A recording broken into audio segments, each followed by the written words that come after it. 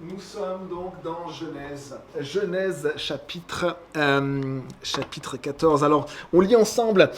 Durant leur règne, Amraphel, roi de Shinéar, Arjok, roi d'Elazar, Kédor-Laomer, roi d'Élam, Tidéal, roi de Gojim, firent la guerre à Béra, roi de Sodome, à Birsha, roi de Gomorre, à Shinéab, roi d'Adma, à Sheméhéber, roi de Tseboïm, et au roi de Béla, c'est-à-dire Tsoar.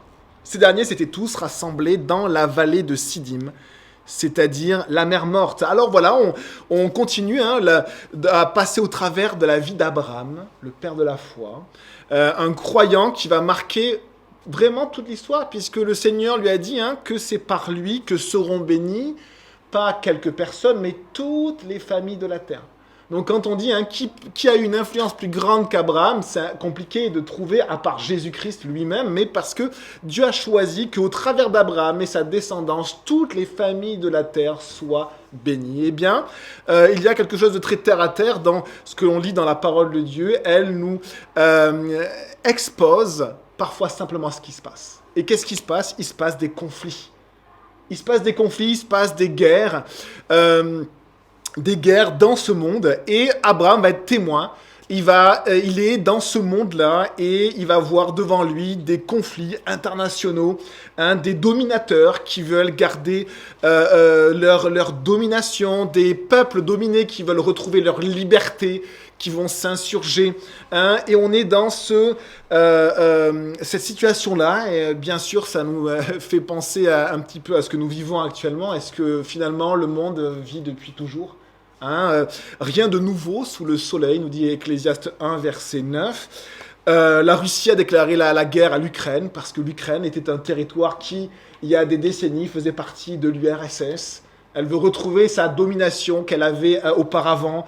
Mais dans notre histoire à nous, Français, eh bien, on a eu aussi plusieurs guerres de ce type-là. La guerre d'Indochine, qu'on connaît peut-être assez peu, puisque 1946-1954, qui a fait 100 000 morts. Où les Français avaient un territoire vers le Vietnam et ils voulaient garder leur domination.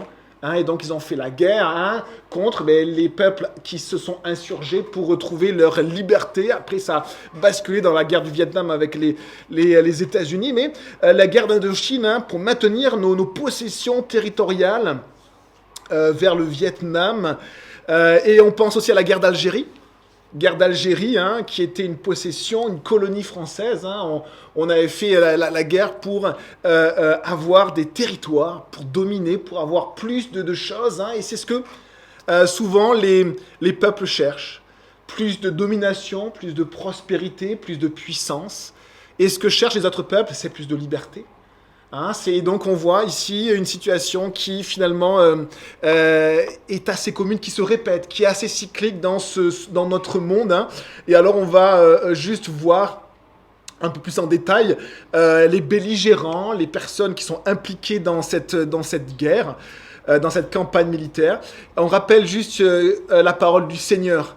Luc 22, verset 25, Jésus nous dit ceci. Les rois des nations dominent sur leur peuple, et ceux qui exercent le pouvoir se font appeler bienfaiteurs. Autrement dit, l'histoire des hommes est une histoire de domination, de pouvoir et aussi de communication, de com. Pourquoi? Parce que les dominateurs se font appeler bienfaiteurs. Et ce qui est intéressant, c'est que nous, on voit dans le monde politique tout l'énergie et les ressources employées dans la communication, c'était pareil avant. C'est horrible de le dire, mais c'était pareil avant. Les grands dominateurs se faisaient appeler les bienfaiteurs. On a toutes sortes de noms, le petit père des peuples, on a des rois qui étaient là pour simplement bénir leur grand royaume alors qu'ils le dominaient. Et le verset suivant nous dit ceci. Que cela ne soit pas votre cas. Luc 22, 26. Mais que le plus grand parmi vous soit comme le plus petit, et celui qui commande comme celui qui sert. Donc on voit ici que le royaume de Dieu est un royaume bien différent de celui des hommes. Et Jésus est venu amener le royaume de Dieu sur la terre. Hein. Par lui, il y a le royaume de Dieu qui n'est pas encore établi, qui est le royaume du ciel. Hein. Et un jour, Jésus viendra régner et il appelle les croyants à vivre non pour le royaume des hommes qui passent, mais pour le royaume de Dieu. Hein. Au lieu de dominer, notre maître, Jésus, hein, lui veut nous donner la liberté et la paix. Au lieu de s'élever, il nous demande de servir. Lui a montré l'exemple. Au lieu de rechercher à être grand, à dominer, il nous invite à servir de manière même sacrificielle, de sacrifier nos vies pour nos frères et sœurs. Alors on regarde quels sont les belligérants. Eh bien on va voir ici hein, qu'on nous parle d'Élam. Alors Élam, eh bien c'est la région des plateaux iraniens. C'est en Iran. Ici vous avez l'Iran actuel, ici vous avez l'Irak. Après, ici, vous allez avoir la Syrie et puis le pays d'Israël qui va être ici, anciennement le pays de Canaan. Eh bien, on a une série de rois qui va être recitée par la suite dans l'ordre d'importance. Ici, c'est cité, on peut penser simplement dans l'ordre de connaissance des personnes de l'époque. Et donc, on a le roi Amraphel, le roi de Shinéar. Shinéar, c'est Babylone. Hein, la plaine de Shinéar, d'ailleurs, où on avait construit la tour de Babel. D'accord. Donc, dans cette zone-là, hein, c'est Shinéar. Donc, on a un roi Amraphel. On a aussi Arjok, d'un nom sumérien, Irik Aku, qui veut dire serviteur du dieu de la lune, qui était roi d'Elazar, en Basse-Chaldée. Hein, les Chaldéens, c'est les Babyloniens. Basse-Chaldée, dans cette région-là, on a Kedorlaomer, qui est roi d'Élam. Et ce Kedorlaomer, en fait, l'histoire, et puis après le texte par la suite, bien sûr, nous le dit, c'était le seigneur de ce grand empire qu'il avait conquis, que ses pères avaient conquis. Hein, on retrouve hein, dans l'histoire, notamment, les pères de ce Kedorlaomer, ou Koudour, hein, qu'on retrouve, un Koudour Madoug ou Koudour Nahundi, hein, de ses pères, hein, qui avaient conquis, qui étaient des rois élamites de ce peuple-là, et qui avaient conquis la Babylonie, la Chaldée. Et il l'avait conquis, donc on est en moins 2000 à moins 2300, hein, c'est l'époque d'Abraham. Eh bien, ce roi d'Élam avait conquis, et donc c'est assez mal connu en plus des historiens. Ce qui est génial, c'est que la Bible nous le dit, les historiens disent c'est faux, et puis après on retrouve à chaque fois des traces pour dire ah mais en fait c'était vrai, en fait bon c'était vrai. Bon. Et on a ici ce roi d'Élam qui avait conquis, et c'est intéressant parce que les textes de l'époque disent en fait que son royaume s'étendait jusqu'à l'Occident. Et l'Occident c'est l'Ouest. L'Occident, c'est jusqu'à la mer Méditerranée, c'est-à-dire en Canaan. Et on voit du coup que le pays de Canaan était sous la domination, du coup, eh bien, de cet grand empire babylonien, mais en fait, qui avait un roi élamite. Hein. Le roi élamite, la capitale c'est Suse, mais en conquérant Babylone, hein, ils ont mis leur capitale à Babylone. Hein. Donc on avait un roi élamite à Babylone. Donc ce Kédor Laomer. Et on a aussi également hein, les rois qui sont cités. On a également le vassal de Kedorlaomer qui est Tidéal, roi de Gojim. Alors, ces rois-là, hein, en fait, c'est ce roi-là Kedorlaomer, avec ses vassaux, il va du coup lancer une campagne militaire. Campagne militaire, pourquoi? Eh bien, on lit au verset suivant, verset 4. Pendant 12 ans, ils avaient été soumis à Kedorlaomer. Mais la 13e année, il s'était révolté. On vit un petit peu cette histoire-là aussi autour de nous. Hein, on a vu cette histoire cyclique de la vie des hommes, du royaume des hommes. Eh bien, des peuples là, eh bien, se rebellent, veulent retrouver leur liberté, plus de prospérité. Hein, eh bien, ils s'insurgent contre leurs dominateurs dans ce grand royaume babylonien ou élamite. Et qu'est-ce que fait du coup l'empereur, le roi, Kedorlaomer? Il lance une campagne militaire pour réprimander, pour brimer, pour assurer sa domination, pour punir hein, et pour maintenir sa domination territoriale. Hein. Et on voit ici hein, une histoire qui se répète. Il y a l'exemple d'un petit pays africain qui s'appelle le Libéria. Le Libéria, chose très étonnante, il est né d'anciens esclaves noirs africains qui sont venus recouvrir leur pays. Et ce qu'il faut se dire, c'est que dans le Libéria, hein, eh bien, le Libéria a vu les plus dures dictatures de l'Afrique. Et donc les dominés, ceux qui étaient esclaves, ont retrouvé leur liberté et sont devenus à leur tour dominateurs. Et c'est ce qu'on voit dans l'histoire des hommes, c'est qu'ici on a Sodome, Gomorrhe, des villes extrêmement méchantes qui sont dominées, qui veulent retrouver la liberté. Et souvent quand on retrouve la liberté, qu'est-ce qu'on veut faire? On va avoir plus de prospérité, plus de puissance. Et il y a un jeu comme ça de puissance, de dominer, de dominant dans ce monde-là. Jésus nous dit que cela ne soit pas votre cas. Ce n'est pas l'histoire du royaume de Dieu. Ce n'est pas l'histoire du royaume de Dieu. C'est l'histoire du royaume des hommes. Hein? Verset 5. Cependant, la 14e année, Kedorlaomer et les rois qui étaient ses alliés se mirent en marche. Donc, ils vont lancer une campagne militaire. Et ils bâtirent les Réphaïm à Ashteroth Karnaïm, les Zuzim à Ham ou Ham, les Zémim à Shavé Kiryataïm et les Horiens, les habitants des montagnes, dans les régions montagneuses de Séir, jusqu'aux chaînes de Paran, on pense que c'est Élat, dans le golfe d'Aqaba, qui se trouve près du désert. Puis ils repartirent vers à En Mishpat, c'est-à-dire Kadès, et bâtirent les Amalécites sur tout le territoire, ainsi que les Amoréens installés à Hatzatson Tamar. Et ici, c'est très intéressant parce que ce sont des textes qui sont extrêmement vieux, qui en fait nous disent avec précision et vérité, la parole de Dieu est la vérité, eh bien, tout simplement la campagne militaire de ces rois, avec une grande précision. Et donc on a, j'ai une petite carte, alors peut-être que, je ne sais pas si elle sera, vous allez les voir un petit peu de loin, mais je vais vous expliquer ça. Donc en fait, on a vu que les rois de Kedorlaomer étaient basés sur la Babylonie, avec les deux fleuves, le Tigre et l'Euphrate. Et pour aller à l'Occident, pour eux, à l'ouest, il fallait remonter les plaines de ces deux fleuves. Et on arrivait par la Syrie, ici, par Damas, et après on redescendait. Pourquoi? Parce qu'ici on a un grand désert. Donc en fait on montait pour après redescendre. Eh bien, on voit que la parole de Dieu nous cite en fait vraiment le chemin de cette campagne militaire. Donc, il passe par Damas, et après, on a ici Réphaïm. Alors, c'est le pays des géants, Réphaïm.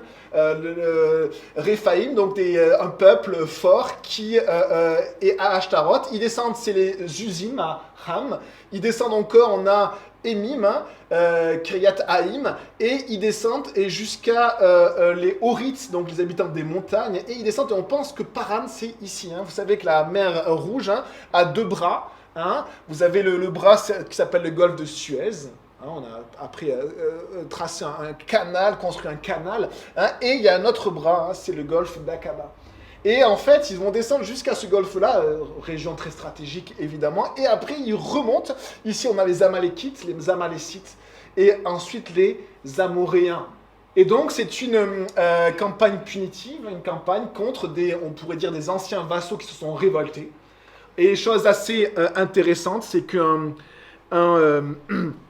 archéologue qui s'appelle Nelson Glueck a documenté les destructions laissées par ces rois. Il dit ceci: j'ai découvert que tous les villages sur leur passage, donc on a vu tous ces villages-là, tous ces villages sur leur passage avaient été pillés et laissés en ruine, et que la campagne était dévastée. La population avait été décimée ou emmenée en captivité. Pendant des centaines d'années, toute la zone ressemblait à un cimetière abandonné, horriblement négligé, avec tous ses monuments brisés et éparpillés en morceaux sur le sol. Voilà à quoi ressemble le monde après ces guerres. C'est des territoires ravagés pendant parfois même plusieurs siècles. On domine, on tue, on viole, on veut plus de domination, plus de prospérité. Et bien voilà cette campagne. Et vous avez Abraham, là c'est dire que vous avez Abraham, lui qui n'est pas dans ce conflit-là, il n'est pas impliqué, mais finalement il voit se dérouler sous ses yeux tout cela. Il est situé dans cette zone-là, et on a du coup toute cette armée qui vient, une armée aguerrie avec beaucoup d'hommes. On a du coup ces puissances dominantes qui veulent dominer, tuer pour garder leur domination. Au Burundi, le pays a été colonisé par les Belges, et les Belges, pour garder leur domination, ils ont suscité des haines entre ethnies pour garder la domination, ce qui a engendré des génocides. Mais voilà, le fruit de la domination de l'homme. Souvent après, on voit des pays ravagés. Des pays pendant des siècles qui n'ont même plus d'histoire. des pays où il y a eu même des populations entières décimées, tuées, massacrées. Donc voilà, l'histoire des hommes sous nos yeux, une belle histoire. Mais on sait qu'Abraham est là, on sait qu'Abraham, il vit une communauté différente. On sait qu'Abraham, lui, il attend un royaume qui vient. Il ne vit pas pour ce royaume présent, ce royaume, il attend la promesse du Seigneur. Hein. Et la promesse, c'est le pays que Dieu va donner. Et il attend, et donc, c'est pas son histoire, en fait. Ce n'est pas son histoire, mais il est dans ce monde et il vit à côté de cette histoire-là. Hein. Et on va voir comment Abraham va être impliqué par la suite. Hein. Donc voilà, l'histoire des hommes, une histoire de domination, rébellion, guerre, une recherche de liberté, un désir de prospérité. On lit la suite. Hein. Alors les rois de Sodome, verset 8, de Gomorrhe, d'Adma, de Tseboïm et de Béla, c'est-à-dire de Soar, s'avancèrent. Ils se rangèrent en ordre de bataille contre eux dans la vallée de Sidé. Donc on a plusieurs villes. Alors Sodome et Gomorre, on pense que ce sont deux villes là, ils ont mis avec des points d'interrogation ici, mais on a retrouvé archéologiquement assez d'informations pour penser que Sodome et Gomorre étaient dans la vallée de la mer Morte, mais au nord. On a ici Tsoar qui est vers ici, donc dans la vallée au sud. Hein, et on a du coup plusieurs villes. Hein. Avant, on avait des villes, des cités-États, plusieurs villes avec leurs rois, avec leurs armées, qui forment une coalition contre l'armée élamite de Kedorlaomer, contre les dominateurs. Verset 10, la vallée de Siddim, c'est la vallée au sud de la mer Morte, ici, était couverte de puits de bitume. Le roi de Sodome et celui de Gomorre prirent la fuite et y tombèrent. Le reste s'enfuit vers la montagne. Les vainqueurs s'emparèrent de toutes les richesses de Sodome et de Gomorre et de toutes leurs provisions, puis ils s'en allèrent. Ils s'emparèrent aussi avec ses biens de Lot, le fils du frère d'Abraham. Avant de s'en aller, c'est qu'il habitait à Sodome. Qu'est-ce qu'on avait dit de Lot? On avait vu et laissé Lot dans Genèse chapitre 13, le chapitre précédent. On avait lu ceci, verset 12. Abraham s'installa dans le pays de Canaan, tandis que Lot s'installait dans les villes de la plaine et dressait ses tentes jusqu'à Sodome. Ici, on voit qu'il n'a pas juste dressé ses tentes jusqu'à Sodome, mais qu'il était maintenant habitant de Sodome. Il avait ses habitations à Sodome. Il était devenu citoyen de Sodome. Il avait adopté le même mode de vie que les habitants de Sodome, les sodomites. Hein? Et quand on choisit d'avoir le même mode de vie que les non-croyants, hein, qu'on choisit leur style de vie, qu'on bénéficie de leur technique, de leur bien, du confort, mais pas forcément de la pureté, pas de la paix que Dieu donne, pas de la justice en Christ, eh bien, on va vivre aussi souvent une part de violence et de souffrance qui finalement est liée à la vie et au royaume des hommes. Charles Spurgeon a dit ceci: les croyants qui se conforment au monde doivent s'attendre à en souffrir. Doivent s'attendre à en souffrir.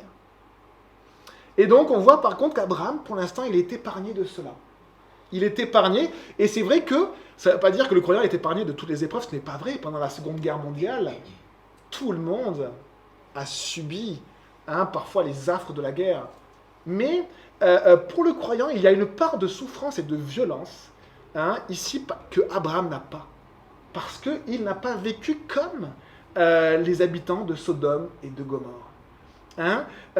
Il n'a pas suivi le mode de vie de ses contemporains. Abraham, il était dans le monde, dans sa société. Il usait, on pourrait dire, du monde. Il avait des alliés, on le verra après. Il avait des troupeaux, il avait des serviteurs. Mais son but n'était pas de s'enrichir encore. Quand ils doivent se séparer avec Lot, Abraham, finalement, il reste dans des régions montagneuses, moins prospères. Et Lot, lui, choisit les régions prospères, la plaine du Jourdain. En haut, la plaine du Jourdain était juste magnifique, luxuriante. On a trouvé des restes incroyables avec une richesse hallucinante. Eh bien, il choisit ça. Pas Abraham.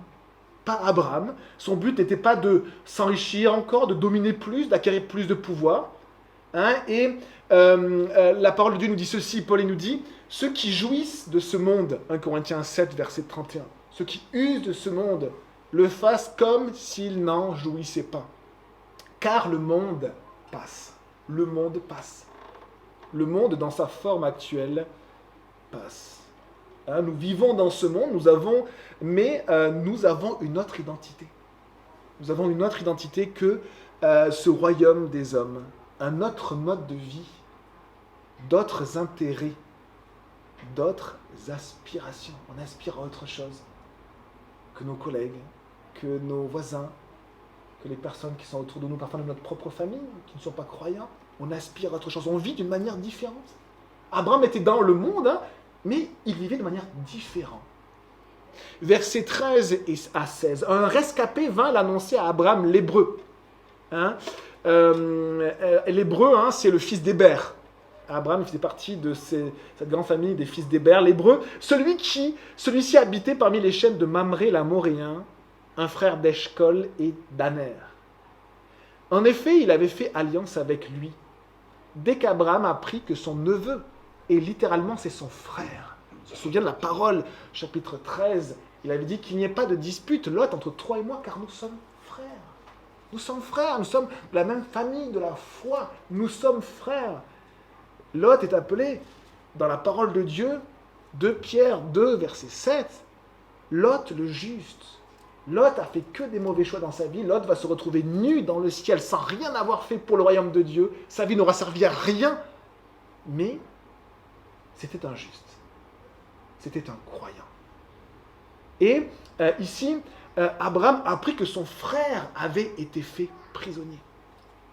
Il apprend que son frère dans la foi est prisonnier. Que fait-il? Il arma 318 de ses plus braves serviteurs nés chez lui. Et il poursuivit les rois jusqu'à Dan. Abraham est dans cette région-là, vers Hébron. Et regardez, des semaines de marche pour une armée. Il va suivre hein, cette armée qui était descendue, qui avait vraiment laissé des cimetières un peu partout, jusqu'au Gog d'Aqaba, qui était remonté. Alors victoire sur victoire, il y avait une grande bataille rangée à ce niveau-là, 4 contre 5, et puis après il remonte. Eh bien, hein, il va les poursuivre et armer 318 de ses serviteurs. C'est très très étonnant. Et on lit, hein, c'est de ses plus braves serviteurs nés chez lui. Hein? Il arme ces gens, ceux qui sont fidèles, ceux qui sont capables de se battre, ceux qui sont braves. Et une chose très étonnante, c'est qu'Abraham, il était un peu à l'écart de la société, on pourrait dire, mais finalement, il était aussi dans le monde, puisqu'il avait des alliés, il n'était pas juste, il n'avait pas aucun contact, et il n'attendait pas simplement passivement le royaume qui allait venir. Pourquoi? Parce qu'on voit qu'il est capable d'armer, ça veut dire que ces jeunes gens étaient capables de se battre, étaient formés et équipés pour se battre, il était capable même de lever une petite troupe pour combattre les combats de l'Éternel. Et donc, on voit que Abraham, finalement, ne vit pas sa vie en attendant que les choses se passent. Comme un chrétien pourrait dire, ben voilà, hein, ce monde, ce n'est pas mon royaume, et nous, hein, je vais me mettre juste à part et vivre en attendant le retour du Seigneur. Eh bien, ici, on a une autre vision d'Abraham, la vision d'une personne qui se prépare, qui s'équipe pour les batailles de l'Éternel. Alors, il arme 318 de ses plus braves serviteurs. Hein, il n'est pas pris au dépourvu. Hein, on sait que au dernier verset du chapitre 13, après un épisode désastreux en Égypte, on lit que Abraham déplaça ses tentes et vint habiter parmi les chênes de Mamré qui sont près d'Hébron. Hein, Hébron qui est dans cette zone-là. Hein, là, il construisit un autel en l'honneur de l'Éternel. Là, Abraham vient sacrifier, là, il vient adorer, là, il s'humilie devant le Seigneur, il est repentant et il vit cette vie d'adorateur, il vit cette vie d'homme de foi avec toute sa famille et ses serviteurs qui adorent le Dieu très haut, qui sacrifie ses victimes qui sont innocentes, ces agneaux qui montrent son propre péché. Et c'est un homme qui est proche de l'autel du Seigneur. Et là, quand arrive ce fait, et finalement, il n'est pas pris au dépourvu. Il n'est pas surpris. De suite, il arme 318 de ses plus braves serviteurs. Ça veut dire qu'il arme ces gens pour aller sauver un frère. Il arme ces gens pour aller sauver un frère. Peut-être que ça nous parle pour nous. pour l'Église du Seigneur aujourd'hui. Je vous cite 2 passages étonnants dans la parole de Dieu. Dans Romains 11, on a, et il nous est rappelé ce que le prophète Élie va dire à Dieu. Il va dire à Dieu, « Seigneur, ils ont tué tes prophètes, ils ont renversé tes autels, moi je suis resté seul. » Et Dieu va lui répondre ceci, « Je me suis réservé 7000 hommes qui n'ont point fléchi le genou devant Baal. » Ça veut dire qu'au temps d'Élie, il y avait un peuple qui appartenait à Dieu en Israël encore. Deuxième passage, dans la ville de Corinthe. Paul vit des catastrophes, un peu comme la louange qui bug, là, ça buguait dans sa vie. Ça buguait constamment et il se demandait même s'il n'allait pas partir arrêter. Hein, la louange bug, on va arrêter l'église. Allez, on ferme. Et voici ce que le Seigneur dit à Paul. Acte 18, verset 9. N'aie pas peur, mais parle et ne te tais pas. Continue à semer la parole du Seigneur. Verset 10, car je suis moi-même avec toi et personne ne s'attaquera à toi pour te faire du mal. En effet, j'ai un peuple nombreux dans cette ville. Encore, à Corinthe, c'est la ville la plus immorale que vous pouvez imaginer. La ville la plus idolâtre que vous pouvez imaginer. Hein, c'était un des fleurons de la Grèce antique. C'était juste absolument une catastrophe d'un point de vue biblique, d'un point de vue moral. Eh bien, ici, Dieu avait un peuple.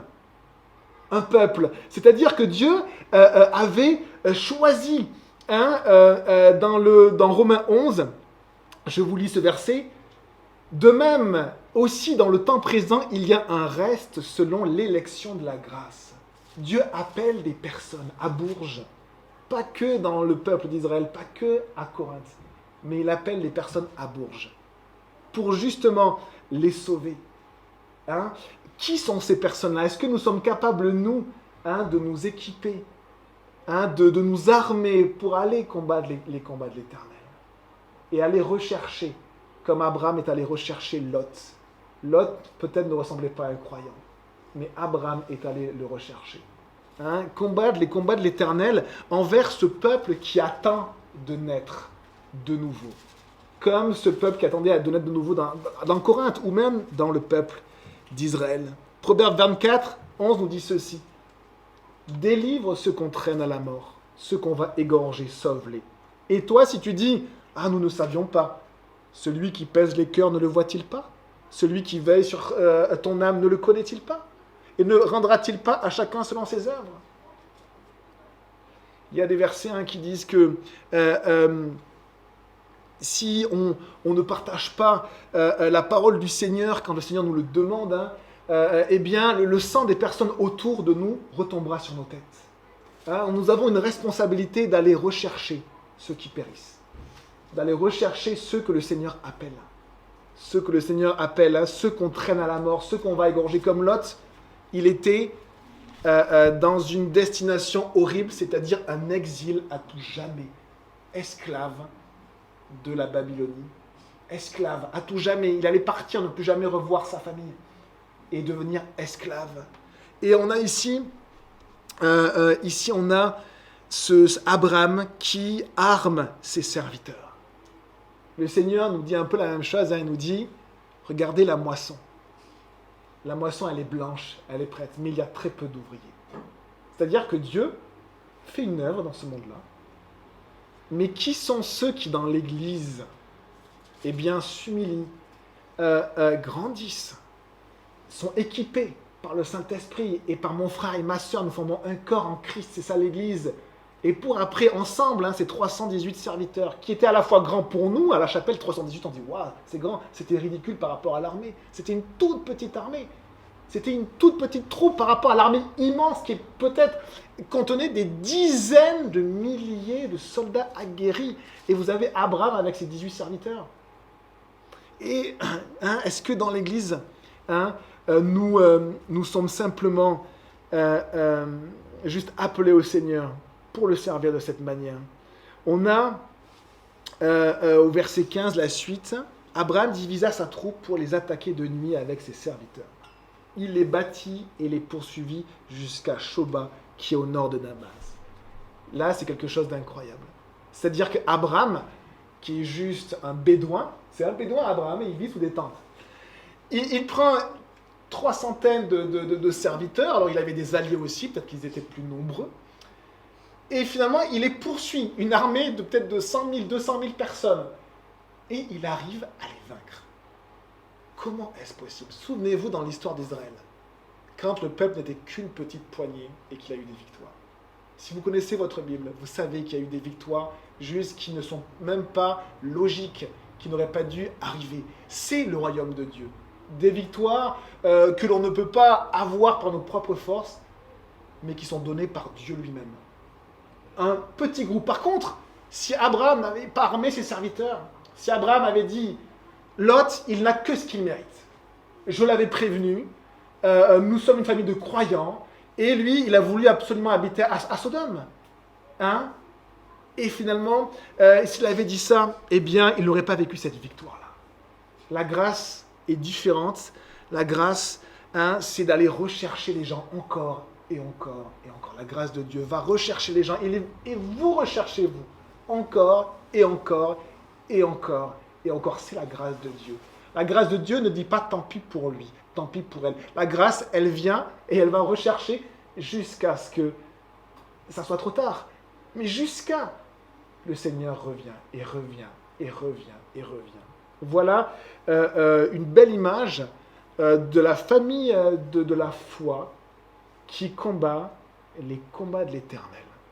Qui combat les combats de l'Éternel. Et on va voir ceci. Verset 16. Il ramena toutes les richesses. Il ramena même son neveu Lot avec ses biens, ainsi que les femmes et le peuple. Extraordinaire. Abraham ne sauve pas juste Lot, juste Lot, mais en fait, toutes les personnes qui étaient autour de lui, tous les biens qui étaient avec lui. Lot, sans le savoir, va devenir une bénédiction malgré lui, parce qu'il était là, Abraham est allé le sauver, et a sauvé tous les gens autour de nous. L'œuvre de l'Église ne bénit pas que les croyants, mais en bénissant les croyants, elle bénit toutes les personnes et les familles qui sont autour des croyants. Est-ce qu'on réalise ceci? L'Église bénit les croyants, et en bénissant les croyants, elle bénit toutes les personnes qui sont autour, jusqu'à nos biens. Et les biens des personnes qui ne sont pas croyantes.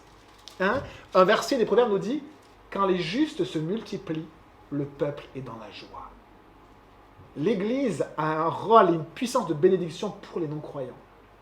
Quand les justes se multiplient, le peuple est dans la joie. Prions pour que les justes se multiplient. Les personnes qui ont l'attitude d'Abraham ou de ses serviteurs, humiliés près de l'autel, qui ne veulent pas dominer ou être grands, mais finalement qui sont serviteurs, qui sont des soldats de Jésus-Christ. Quelle victoire surprenante, à cause d'un seul juste, toute une ville, même plusieurs ont été sauvés. Sodome et Gomorrhe peut-être, donc ont subi le pillage, peut-être la destruction, mais finalement, grâce à un seul juste, Lot, eh bien la population de Sodome et de Gomorrhe vont pouvoir reprendre leur ville, la reconstruire et vivre de manière prospère. À cause d'un juste, eh bien, une région entière va être sauvée. Un seul juste, qui ne vivait pas de la bonne manière. Et en fait, ce n'est pas à cause de Lot, c'est presque à cause d'Abraham. Grâce à l'action et la foi d'Abraham, eh bien, toute une région va être bénie et sauvée. Malgré ce Lot qui vivait comme s'il était un incroyant dans la ville de Sodome. Psaume 144 nous dit « Béni soit l'Éternel mon rocher, qui exerce mes mains au combat, mes doigts à la bataille. » Un autre homme de foi qui est un exemple pour nous croyants aujourd'hui, c'est le roi David. Parce que c'était un soldat du Seigneur qui a combattu les batailles de l'Éternel et qui savait aller délivrer son peuple contre l'ennemi. Abraham a vaincu, Psaume 116, verset 8, nous dit « Oui, tu as délivré mon âme de la mort, mes yeux de larmes, mes pieds de la chute. » Le Seigneur a donné une grande victoire à Abraham. Et les amis, quand dans nos vies, nous avons des grandes victoires, est-ce que vous savez que nous sommes en danger?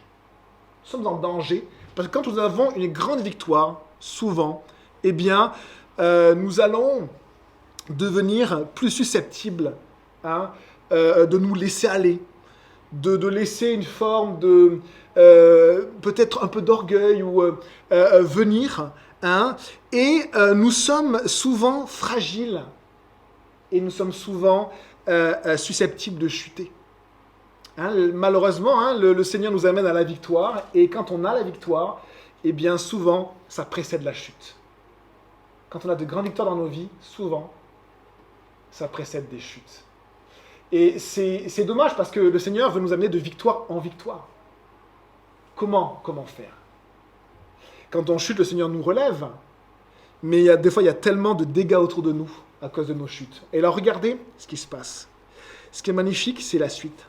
Verset 19. Lorsque Abraham revint de sa victoire sur Kedorlaomer et sur les rois qui étaient ses alliés, le roi de Sodome sortit à sa rencontre dans la vallée de Chavé, c'est-à-dire la vallée du roi. Verset 18.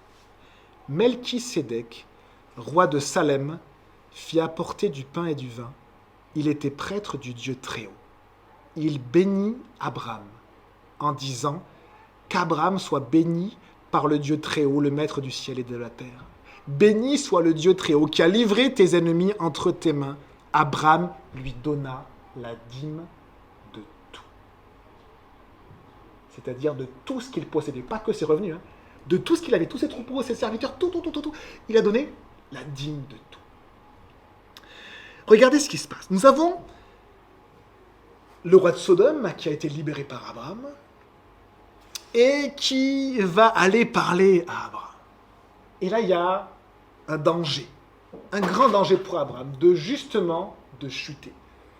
Hein, par trop de confiance, aussi par des mensonges qu'on se fait à nous-mêmes. Quand on a des victoires, souvent on se dit, ah ben voilà, j'ai atteint un certain niveau, j'ai atteint une certaine connaissance. Hein, je suis maintenant quelqu'un qui est un peu mature. Ben, la parole de Dieu nous dit que celui qui pense être debout, prenne garde à ce qu'il ne tombe. Si vous pensez être debout, eh bien c'est souvent là que vous allez tomber. Et c'est pour ça que c'est un moment qui est dangereux pour Abraham. Mais Melchisédek, une personne qui n'apparaît que là, qui veut dire roi de justice. Melchisédek, Sadok, la justice. Melchisédek, le roi de justice, qui était roi de Salem. Salem, ça veut dire la paix. Le roi de justice et le roi de paix arrivent. Mais qui est ce roi de paix? Qui est ce roi de justice? Il arrive et il fait apporter du pain et du vin, comme une préfiguration de cette grande fête qui sera célébrée dans toute l'histoire juive, la Pâque, où il y avait ce pain et ce vin, qui parlait de la libération et de l'agneau qui allait être sacrifié, et après qui va nous parler de la scène, le pain et le vin, hein, c'est la nouvelle Pâque des chrétiens. Il apporte du pain et du vin. Il était prêtre du Dieu Très-Haut. Ici, on a un roi qui est prêtre. Est-ce que vous savez que c'était impossible dans l'histoire d'Israël de cumuler ces deux sacerdoces? Être roi et prêtre, c'était absolument interdit par le Seigneur. Les deux sacerdoces ont toujours été séparés. Le roi David, qui était extraordinaire, n'a jamais pu sacrifier ou être prêtre. Les prêtres n'ont jamais pu être rois. Et les deux sacerdoces étaient toujours séparés. Il n'y a qu'une seule personne dans l'histoire, on pourrait dire du peuple de Dieu, qui a été à la fois roi et à la fois prêtre. C'est Jésus. Il n'y a que Jésus-Christ qui a été à la fois roi et à la fois prêtre. On a ici une image étonnante et puissante de Jésus. Roi et prêtre. Et pas simplement roi. Roi de Salem. On pense que Salem, c'était la ville qui va devenir Jérusalem. Elle est appelée comme ça dans un psaume. Hein, elle est appelée Salem. Et donc on a ce roi de Jérusalem à cette époque-là. Peut-être un reste de la lignée de la foi. Peut-être un des derniers de la lignée de la foi, hein, qui descendait peut-être de Sem. On sait que Sem a une grande longévité, il vivait à cette époque-là, où on ne sait pas. Eh bien peut-être, mais on ne sait pas. Et ce Melchisédek, on ne sait rien de lui, si ce n'est qu'il est roi de paix, roi de justice, et que c'est le prêtre du Dieu Très-Haut. Et que grâce à lui, il va encourager Abraham. Et il va faire que Abraham va adopter une bonne attitude de soumission envers Dieu, et il va pouvoir discerner les pièges après sa grande victoire. L'épître aux Hébreux nous dit que Melchisédek a les caractères de Jésus. Je vous le lis, Hébreux 6, verset 20. Là où Jésus est entré pour nous comme précurseur, ayant été fait souverain sacrificateur, donc grand prêtre pour toujours, selon l'ordre de Melchisédek, à la manière de Melchisédek. Jésus est notre prêtre actuel, c'est-à-dire notre intermédiaire entre Dieu et les hommes. C'était le rôle du prêtre d'être l'intermédiaire, c'est-à-dire d'être à la fois le représentant de Dieu parmi le peuple et à la fois le représentant du peuple auprès de Dieu. C'est le rôle du prêtre. Je ne suis pas prêtre. Je ne suis pas prêtre. Nous croyons, nous les protestants, qu'il n'y a plus de prêtre aujourd'hui et qu'il n'y en a qu'un seul, Jésus-Christ. Aujourd'hui, notre prêtre, c'est Jésus. C'est le représentant, c'est l'intermédiaire entre le peuple et Dieu. Il n'y a qu'un seul médiateur, nous dit la parole de Dieu, Jésus-Christ, le Fils de Dieu. Ici, on voit à quel point Melchisédek représente le Seigneur et celui qui intercède pour le peuple, qui représente le peuple auprès de Dieu, mais aussi qui révèle au peuple ce qui vient de Dieu. On voit au verset 19 ceci. Abraham, on l'a dit en début d'enseignement, qui est plus grand qu'Abraham? Celui par qui toutes les familles de la terre ont été bénies. Qui est plus grand qu'Abraham? Dans l'histoire d'Abraham, on n'en voit pas. Qui est plus grand qu'Abraham? Eh bien ici, on en voit un qui est plus grand. Pourquoi? Parce qu'il bénit Abraham. Et la parole de Dieu nous dit que celui qui bénit est plus grand que celui qui est béni. Jacob, un des descendants d'Abraham, va bénir le Pharaon. Et la parole de Dieu va nous dire que Jacob était plus grand que le Pharaon. Ici, on a Melchisédek qui est plus grand qu'Abraham. Et il dit ceci: qu'Abraham soit béni par le Dieu Très-Haut, le Maître du ciel et de la terre. Béni soit le Dieu Très-Haut qui a livré tes ennemis entre tes mains. Melchisédek apporte la grâce. Béni sois-tu. Tu es béni de la part de Dieu. Il apporte la grâce. Tu as une bénédiction dans ta vie. Et après, au verset 20, il remet les choses en perspective. Et il apporte à Abraham cette vérité qui va le garder toute sa vie, c'est que la victoire qu'il a eue ne vient pas de lui, mais qu'elle vient de Dieu. Béni soit le Dieu Très-Haut qui a livré tes ennemis entre tes mains. Ce qui peut nous garder de toute chute, c'est de reconnaître que tout vient de Dieu et que je ne mérite rien. Je veux aller de victoire en victoire. Je ne veux pas continuer avec mes chutes sans cesse. Je veux être libéré de ces chutes. Le Seigneur veut le faire, il le fait. Qu'est-ce qui va me garder? De réaliser que je ne mérite rien et que tout vient de Dieu. Celui qui m'équipe, celui qui m'arme, comme a dit David dans le psaume 144, qui exerce mes mains au combat, mes doigts à la bataille. C'est lui qui donne la victoire. Ce n'est pas moi. Je ne suis rien. La parole de Dieu nous dit, dans la bouche du Seigneur lui-même, je suis un serviteur inutile que Dieu veut utiliser pour sa gloire, dans sa grâce. Et on a ici ce Melchisédek, et regardez la suite, et on finit avec ceci. Verset 21, le roi de Sodome dit à Abraham, donne-moi les personnes et prends pour toi les richesses. Abraham aurait pu dire, c'est vrai qu'elles me reviennent. Elles me reviennent, j'ai levé une armée, j'ai risqué ma vie, et on a eu une grande victoire. Et c'est vrai, en fait, les richesses lui reviennent. Et donc, il lui dit, le roi de Sodome, voilà, les personnes, laisse-les libres, tu es un homme bon, mais les richesses t'appartiennent. Abraham répondit au roi de Sodome, verset 22. On voit que Melchisédek est passé par là, parce que regardez ceci. Il dit ceci, je le jure, la main levée vers l'Éternel, c'est une manière de jurer, d'avoir pris une décision irrévocable. Le Dieu Très-Haut, le Maître du ciel et de la terre, je ne prendrai rien du tout de ce qui t'appartient. Pas même un fil ni un cordon de sandales, c'est-à-dire les choses les moins précieuses, afin que tu ne puisses pas dire « c'est moi qui ai enrichi Abraham ». Abraham aurait pu prendre une décision et être lié à vie avec un roi impie, pécheur, qui allait être toujours une écharde dans sa vie. Parfois, nous prenons des décisions qui sont constamment pour nous des échardes dans notre vie. Eh bien, Abraham, il voit la bonne décision à prendre par le Seigneur, parce qu'il s'est humilié devant le Seigneur, il a reconnu que la victoire venait de lui. Eh bien, il a ce discernement-là, et il est armé, après ce passage devant Melchisédek, pour discerner, pour ne pas tomber dans les pièges. Et il va refuser tout bien. Il ne veut rien. Il ne veut rien d'autre que l'approbation de Dieu. Il ne veut rien d'autre que l'approbation de Dieu.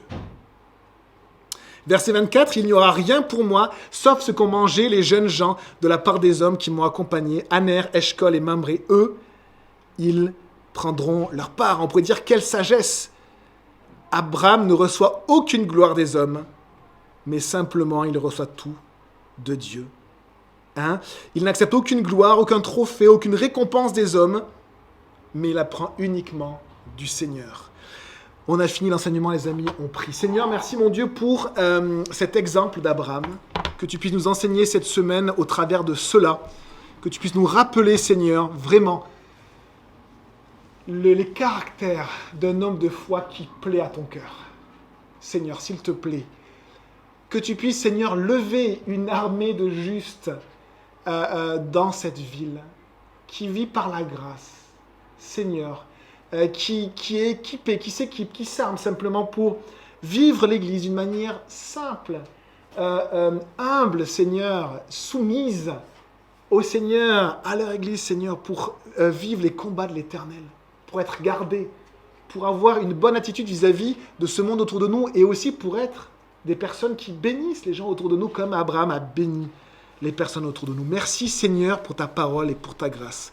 Que ton nom soit béni. Amen.